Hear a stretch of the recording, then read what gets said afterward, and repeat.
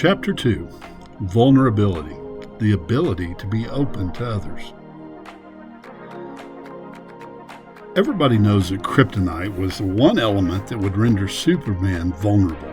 He would become sick, weak, and even could die if he were exposed long enough.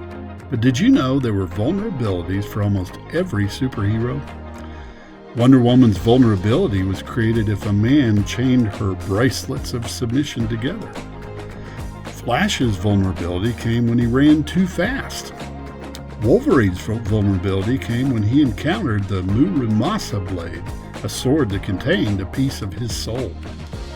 Daredevil's vulnerability was white noise, or random noise, which was interesting considering he was a blind superhero and used sonar-type abilities to fight.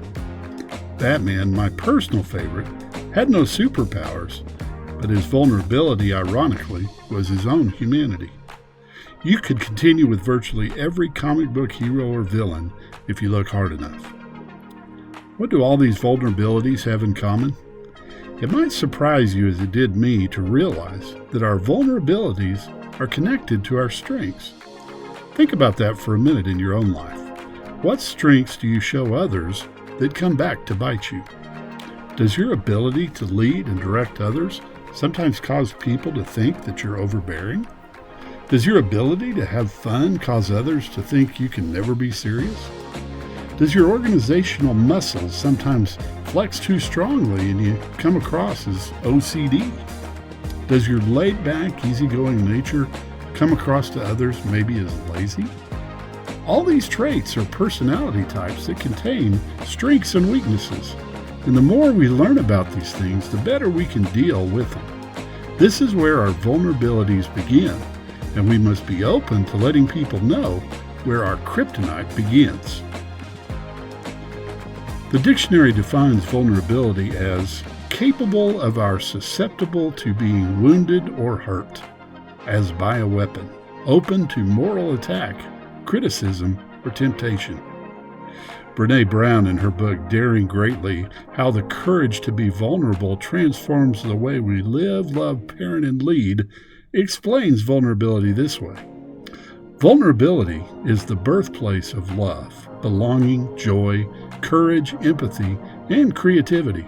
It is the source of hope, empathy, accountability, and authenticity. If we want greater clarity in our purpose or deeper and more meaningful spiritual lives, vulnerability is the path. In our definition for this book, we're simply saying that vulnerability is the ability to be open to others, showing your real side. It is this side that I believe people are looking for in open brokenness and in creating the atmosphere that would promote being real with each other. It is in exposing our vulnerabilities that we can truly see inside each other and relate to other people who are broken like us. One chapter in my life, I was forced to define what true vulnerability was by allowing others to take care of me in my uncomfortability, was the summer after my senior year in high school. I was involved in a chain collision car accident that involved the death of a teenager that had run into our 9-ton flatbed dump truck that we were riding in. I spent 15 days in a burn center healing from that experience and many years reliving that horrifying scene. While I was in the burn center, there was a process of healing that was used where actual pigskin was placed on the severely burned areas, and that pigskin would attach itself to the dead skin cells. They would then pull the pigskin off layer by layer and then reattach more until the dead skin cells were gone to prevent infection. The process itself was very painful, yet the uncomfortable part was more about how it was done. In order to prevent infection, they would place you in a giant tub, completely stripped, and a nurse would come and scrub the areas where you were burned. Let's just say it took a while to learn to be that vulnerable, totally open, without feeling a bit of uncomfortableness. As I found out, though, this process, as uncomfortable as it was, had to happen for me to be able to grow new skin. And that new skin was amazing. My wife described it as feeling like a baby's bottom. God is amazing in how He created our bodies to regenerate and restore us to where we were before. One of my favorite books as a kid and now as a parent is The Velveteen Rabbit by Marjorie Williams. This book is all about brokenness and defining what vulnerability is all about, being real. In one of the scenes in the book, the skin horse is having a conversation with the rabbit about what it means to be real. "Real isn't how you are made," said the skin horse. "It's a thing that happens to you. When a child loves you for a long, long time, not just to play with, but really loves you, then you become real." "Does it hurt?" asked the rabbit. "Sometimes," said the skin horse, for he was always truthful. "When you are real, you don't mind being hurt." "Does it happen all at once, like being wound up?" he asked, "or bit by bit?" "It doesn't happen all at once," said the skin horse. "You become. It takes a long time. That's why it doesn't happen often to people who break easily or have sharp edges or who have to be carefully kept. Generally, by the time you are real, most of your hair has been loved off and your eyes drop out and you get loose in the joints and very shabby. But these things don't matter at all, because once you are real, you can't be ugly, except to people who don't understand. When we are real in our humanness, our rough edges are seen, and all that we attempt to hide becomes exposed. In that process, though, we can experience true connection with others who, like us, are striving to be real. Many examples in the Bible reveal great heroes of faith who became extremely vulnerable because of their actions. The person who stands out to me, who was the ultimate example of extreme vulnerability, was Mary. Even though she's not mentioned by name in the Mark account, the Gospel of John indicates that this person was Mary, one of the closest personal friends of Jesus, along with Lazarus and Martha. As we look at these verses, there are several points that stand out regarding vulnerability. While he was in Bethany, reclining at the table in the home of Simon the leper, a woman came with an alabaster jar of very expensive perfume made of pure nard. She broke the jar and poured the perfume on his head. Some of those present were saying indignantly to one another, "Why this waste of perfume? It could have been sold for more than a year's wages and the money given to the poor." And they rebuked her harshly. "Leave her alone," said Jesus. "Why are you bothering her? She has done a beautiful thing to me. The poor you will always have with you, and you can help them anytime you want. But you will not always have me. She did what she could. She poured perfume on my body beforehand to prepare for my burial. Truly I tell you, wherever the gospel is preached throughout the world, what she has done will also be told in memory of her." That's from John 12, verses 3 through 9.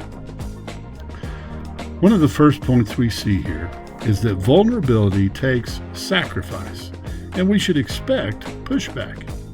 In this culture, a woman was the servant, and she never walked into a group of men unless invited. Not only did Mary enter a room full of men, but she created a scene that no one could miss. By breaking this expensive family heirloom full of a perfume that could only be made with a rare Himalayan plant and pouring it over Jesus' head. Vulnerability can be expensive, not only to us culturally, but maybe even emotionally. Vulnerability can be considered extreme because when we experience it in our lives, people may become uncomfortable. Vulnerability is also expected in our lives as Christians, as we live in open brokenness together. Another point we see here is that vulnerability takes service, and we can expect praise. Most of the people I know who are true servants serve from a willingness to serve, not for any attention or praise. When we are truly vulnerable in our lives as Christians, people notice and talk about it. If not to us, then it makes a good news story. We see these quick videos all over the news or social media about people who go above and beyond what is expected in our culture. The service that Mary performs here is described by Jesus as not to benefit him, but to bless her as people all over the world tell her story. The Apostle Paul puts it this way: God's kingdom isn't a matter of what you put in your stomach, for goodness sake. It's what God does with your life as he sets it right, puts it together, and completes it with joy.